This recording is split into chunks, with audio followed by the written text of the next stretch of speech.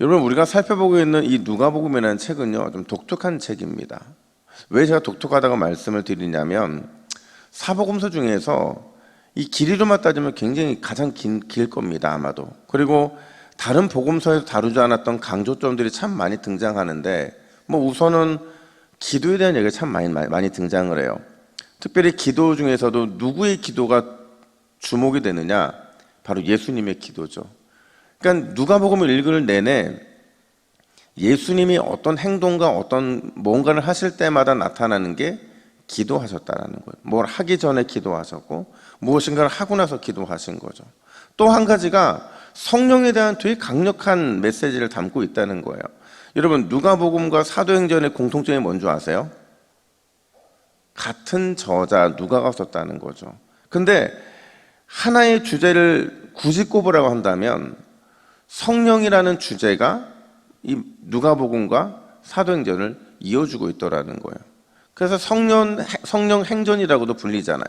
그러니까 그만큼 성령이 강조되고 있는 것이고, 제가 볼 땐 가장 큰 이 누가복음만의 장점 중에 하나는 누가복음이 예수님의 이 수태고지, 그러니까 마리아가 임신했던 사실부터 시작을 해가지고 예수님이 탄생하시는 그 모든 과정들이 가장 소생하게, 그리고 심지어 어린 시절까지 잘 보여주는 게 바로 이 누가복음의 내용들이라는 거예요.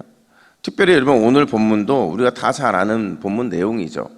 요약하면 천사 가브리엘이 마리아를 찾아오게 되는데, 찾아와서는 뭘 알려줍니까?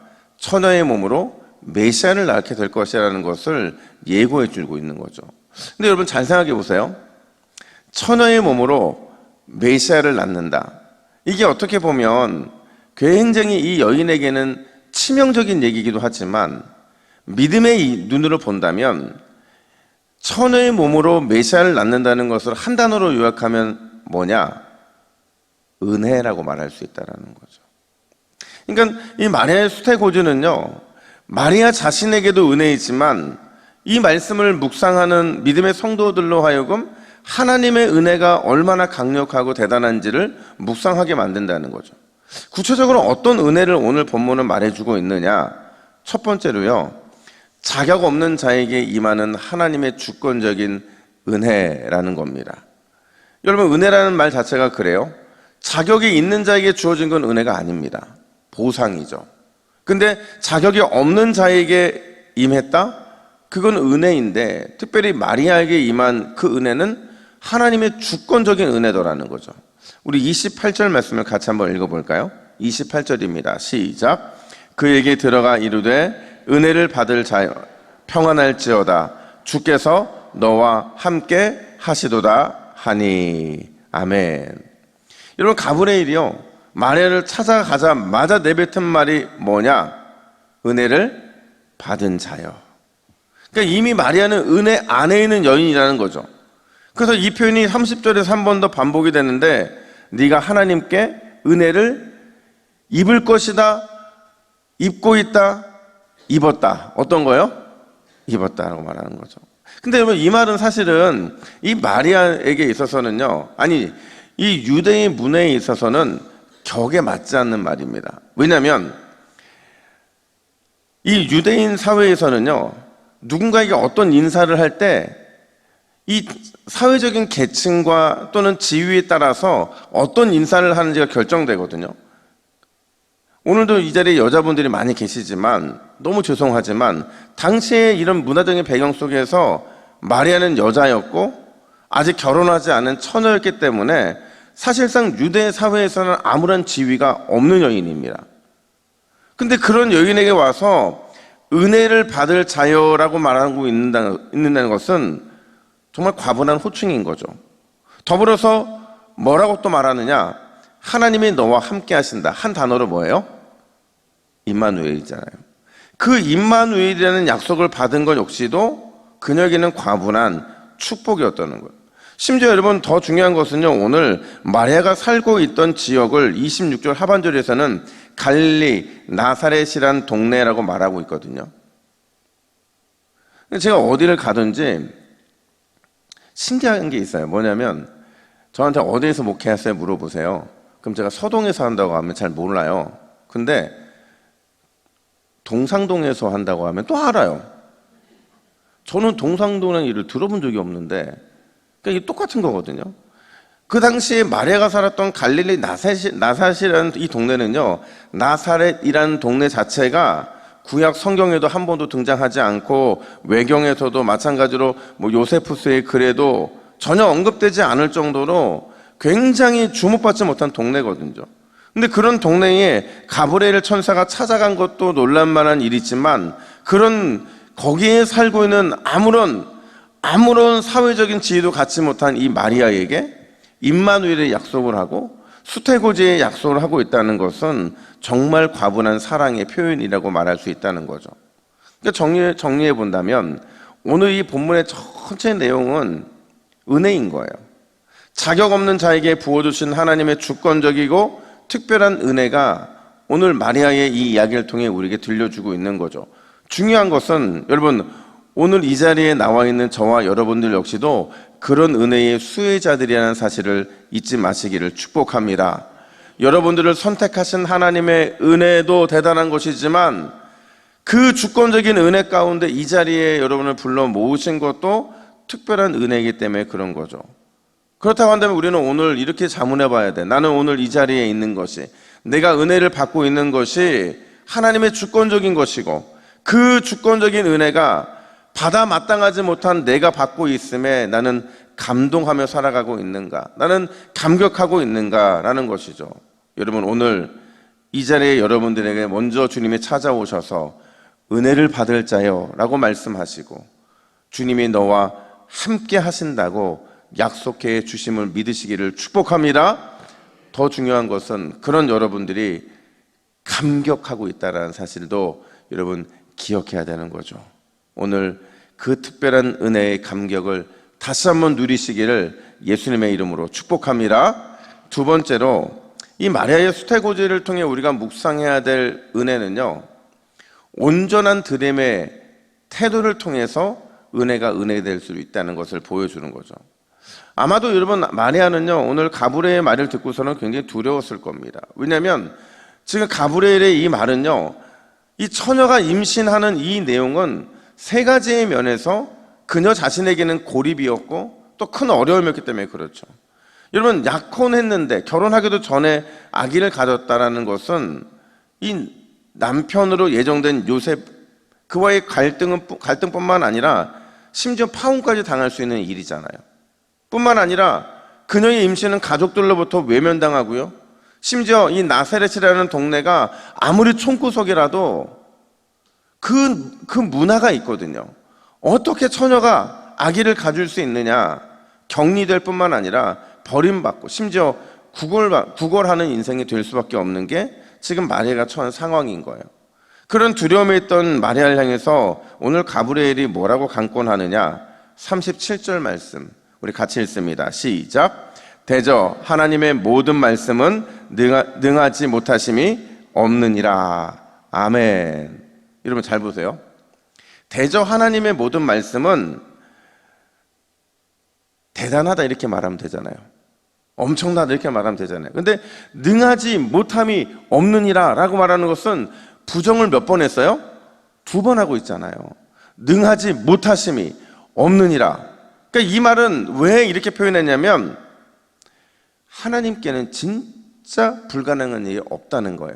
그러니 걱정 붙들어 매라고 말하는 거죠. 근데 놀라운 건 마리아의 반응이에요. 우리가 잘 아는 것처럼 마리아가 뭐라고 반응하느냐, 우리 38절도 같이 읽습니다. 시작. 마리아가 이르되 주의 여종이 오니 말씀대로 내게 이루어지이다 하매 천사가 떠나가니라. 아멘. 주의 여종입니다. 저는. 그러니까 자신의 인생을 다 포기하는 거죠. 그러면서 당신의 뜻이 그렇다면 당신의 말씀대로 내가 이루어지기를 믿고 나를 드리겠다라는 거죠. 그러니까 이 처녀의 몸으로서는 주님께 자기의 삶과 자기의 인생과 자기의 모든 것을 송두리째 드리겠다라는 고백을 하고 있더라는 거예요. 여러분, 이게 믿음이라는 거죠.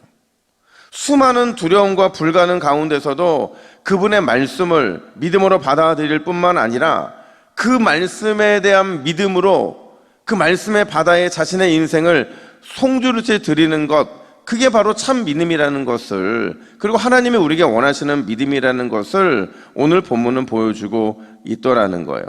여러분, 믿으려면 마리아처럼 우리가 믿어야 될 줄로 믿습니다.